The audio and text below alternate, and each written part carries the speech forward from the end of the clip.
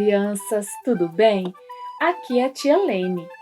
Hoje nós vamos continuar a nossa história sobre Moisés. Na aula passada nós vimos que finalmente o povo de Israel saiu do Egito.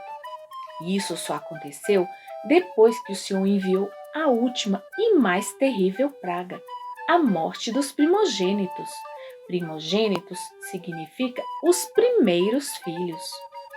Deus fez a festa da Páscoa para seu povo se lembrar para sempre dessa grande libertação. Na história de hoje, veremos que Deus fez outras coisas para garantir que seu povo jamais esquecesse o seu poder e o seu amor por eles. A nossa história está aqui na Bíblia, na Palavra de Deus. Está no livro de Êxodo, nos capítulos 12, 13 e 14.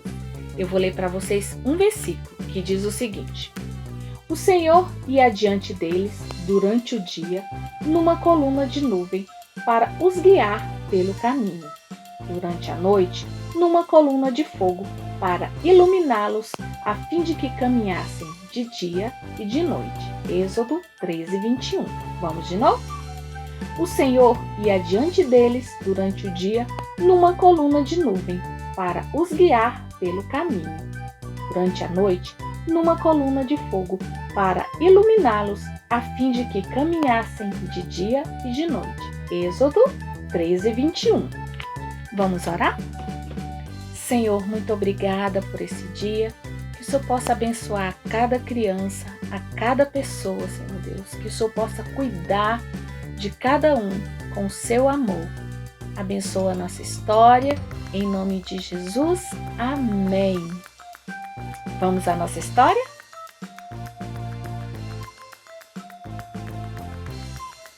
O Senhor tornou o mês em que o povo saiu do Egito o primeiro do ano, o mais importante também.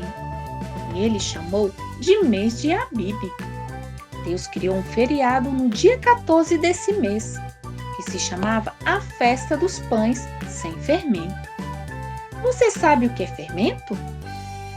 Fermento é um pozinho usado para fazer pães. O fermento faz o pão crescer.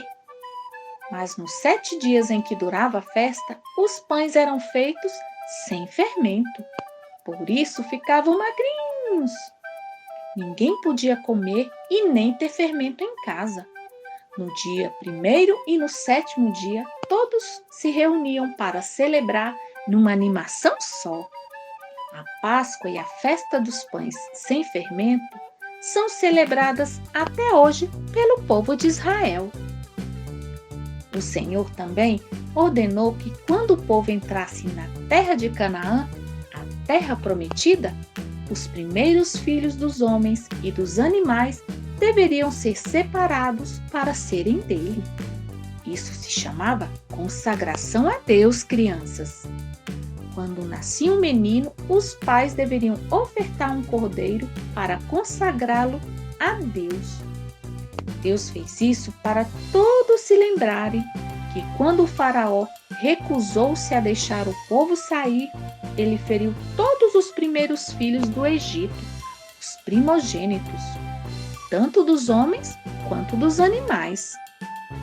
A Páscoa, a festa dos pães sem fermento e a consagração dos primeiros filhos são sinais, são símbolos que ajudam o povo a guardar na memória e lembrar para sempre que o Senhor os tirou da escravidão do Egito, com sua forte mão e com grandes demonstrações de poder.